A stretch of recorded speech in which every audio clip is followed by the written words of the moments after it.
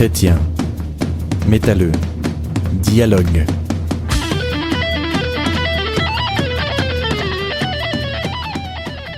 Septième rendez-vous avec la musique métal. Aujourd'hui, nous allons aborder un sujet qui était peut-être un peu plus difficile. Père Robert, bonjour. Oui, bonjour. C'est donc ce que nous avions laissé en suspens à la fin du 6e numéro sur les paroles. C'est donc le satanisme, mais bizarrement, pour entamer ce sujet, nous allons commencer par un texte de Jean-Paul II.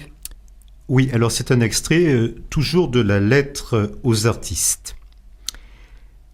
Même au-delà de ces expressions les plus typiquement religieuses, l'art, quand il est authentique, a une profonde affinité avec le monde de la foi, à tel point que même lorsque la culture s'éloigne considérablement de l'Église, il continue à constituer une sorte de pont jeté vers l'expérience religieuse. Parce qu'il y recherche de la beauté, fruit d'une imagination qui va au-delà du quotidien, l'art est, par nature, une sorte d'appel au mystère. Même lorsqu'il scrute les plus obscures profondeurs de l'âme ou les plus bouleversants aspects du mal, l'artiste se fait en quelque sorte la voix de l'attente universelle d'une rédemption. Alors, je vais laisser le prêtre totalement seul pour son explication. Nous allons l'écouter parce que c'est quand même très très fort ce qu'avait dit le Saint-Père. Alors, je vais être très bref sur le texte de Jean-Paul II parce que nous devons parler du satanisme dans les paroles. Simplement, ce que Jean-Paul II souligne dans ce passage, c'est que l'art n'est pas la morale. Voilà, je crois que ça pourrait se résumer comme ça. L'art n'est pas tributaire de la morale. D'ailleurs, réfléchissons un instant, comment pourrait-on écrire un roman ou faire un film qu'avec des choses bonnes ou vertueuses ? Il n'y aurait pas d'action. Vous voyez ce que je veux dire ? Donc ça veut dire que le mal, d'une manière ou d'une autre, a sa place dans l'art, que ce soit dans un roman, dans un film, et donc aussi dans la musique. Après, évidemment, tout dépend de l'intention de l'artiste. Est-ce qu'à travers son film, son œuvre, sa musique, il veut faire la promotion du mal, ou est-ce que il le décrit parce que cela fait partie de l'expérience humaine et que c'est du réalisme artistique que de le faire? Voilà la question. Donc, est-ce qu'il y a en effet des compositeurs de textes ou de musique métal qui ont l'intention de parler de Satan? Alors, clairement.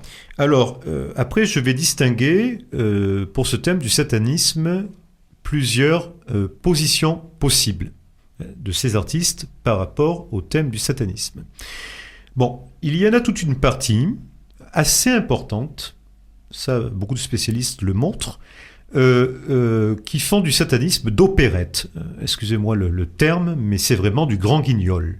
C'est-à-dire, on parle de Satan pour provoquer, pour faire peur, et pour permettre à l'adolescent d'avoir une musique qui le mette à distance de ses parents. Vous voyez ce que je veux dire? Oui, bon, tout à fait. Voilà. Donc ça, c'est le satanisme de provocation qui est très présent dans le métal et même avant dans le rock. Bon. Après, on va passer à un satanisme plus réel, plus sérieux, qui correspond vraiment à des convictions personnelles de la part des musiciens. Alors, il faut savoir que des musiciens métal qui font partie de l'église de Satan, fondée par Anton LaVey donc aux États-Unis en 1966, et qui est le visage du satanisme contemporain aujourd'hui dans le monde, sont très très minoritaires. Donc il y a l'emblématique figure Marilyn Manson, que tout le monde connaît plus ou moins, mais on remarquera que très très peu de musiciens métal, pourtant qui parlent de Satan, s'affilient à un ordre satanique ou à une église satanique. Donc il y a toujours cette volonté aussi de garder sa liberté, son individualisme justement, et de refuser de se faire enrôler même par une église de Satan. Donc ça, c'est un point important. Il faut savoir en outre que le satanisme, entre guillemets, développé par beaucoup de paroles de métal, est un satanisme de type philosophique. dans la ligne d'Anton Lavey. Je m'explique. Cela signifie que ces gens-là ne croient pas du tout en l'existence de Satan, pas plus qu'ils ne croient en l'existence de Dieu. Satan, pour eux, n'est que le symbole de la rébellion, de la subversion, de la liberté par rapport à ce que nomment les dogmes de l'Église, la morale de l'Église, la morale judéo-chrétienne. Donc Satan est une espèce de symbole philosophique qui va leur servir à quelque part se libérer de ce qu'ils considèrent comme un esclavage de la part de l'héritage judéo-chrétien.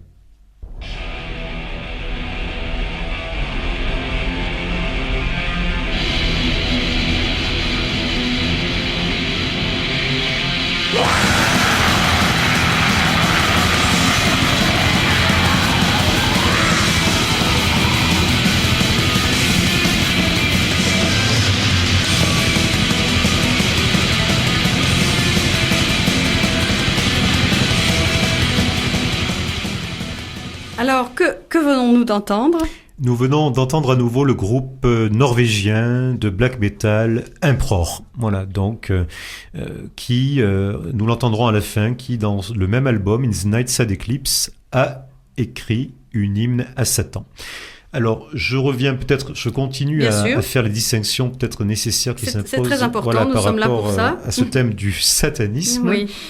Donc, faudrait aussi comprendre que je préfère parler, quant à moi, d'antichristianisme que de satanisme.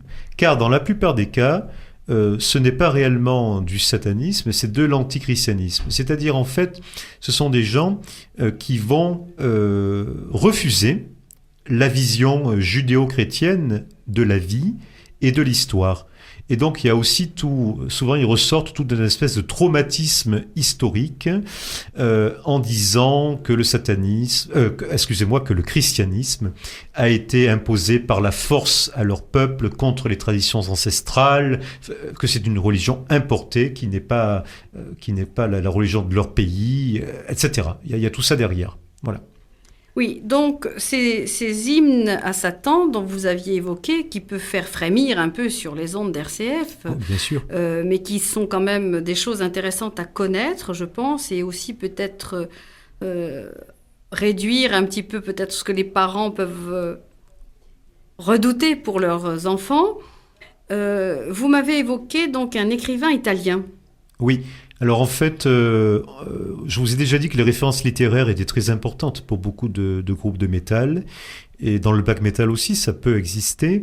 Donc, comment se fait-il qu'un groupe norvégien intitule un de ses morceaux « Inno a Satana » en italien. Donc en fait, en faisant une petite recherche, aidé par un métalleux, il m'a fait remarquer que en fait, ça remontait au 19e siècle à un certain poète italien qui s'appelle Giosuè Carducci, et donc qui a écrit une hymne à Satan. Donc vous voyez, il y a aussi des filiations historiques à travers la littérature. Bon, on pourrait penser aussi, bien sûr, aux litanies de Satan dans Les Fleurs du Mal de Baudelaire, par exemple. Donc moi aussi je pose la question justement par rapport aux parents qui peuvent s'inquiéter. Est-ce que si on étudie les litanies de Satan de Baudelaire en tant qu'œuvre littéraire au lycée, ça posera problème ? Bon, si ça ne pose pas problème, pourquoi mis en musique ça poserait davantage de problèmes ? Enfin voilà, il y a aussi... Alors est-ce que cela veut dire qu'on prête à la musique aussi un pouvoir plus fort ou plus grand ? Enfin voilà. Disons que l'association des deux peut avoir une influence qui peut-être touche l'âme plus profondément. Voilà, alors c'est ce que j'entends souvent dire. Et est-ce que vous l'avez constaté dans des discussions ? Alors, la musique, bien sûr, va provoquer des émotions, des sentiments en nous, mais franchement, je ne crois pas, enfin pour ma part, je ne crois pas à une influence de type automatique ou de type magique. Parce que dans le bien comme dans le mal d'ailleurs, parce que alors est-ce qu'il suffit d'écouter du chant grégorien pour se convertir ? Enfin, je veux dire, si c'était aussi simple que cela, bon, je pense que.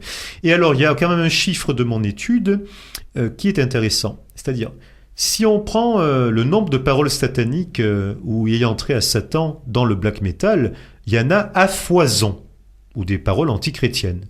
Et comment se fait-il que dans mon étude, où pourtant plus de 200 jeunes ont dit aimer le black metal, je n'ai eu que 5% de jeunes qui se sont déclarés attirés par le satanisme. Donc c'est rassurant. On peut se sentir quand même rassuré. C'est-à-dire que quelque part, ça montre que la musique n'a pas automatiquement cette influence sur eux. Parce qu'autrement, il devrait être, logiquement, mathématiquement, il devrait être beaucoup plus que 5%. Et cela rejoint ce que je disais tout à l'heure, c'est-à-dire que la plupart d'entre eux ne s'intéressent pas aux paroles. C'est les parents qui s'y intéressent. Donc, il faut qu'ils soient rassurés. Donc, nous allons terminer ce numéro 7 avec un autre morceau. Oui. Comment se nomme-t-il ? C'est le fameux Inno a Satana d'Impror. Voilà. Eh bien, au mois prochain. Merci.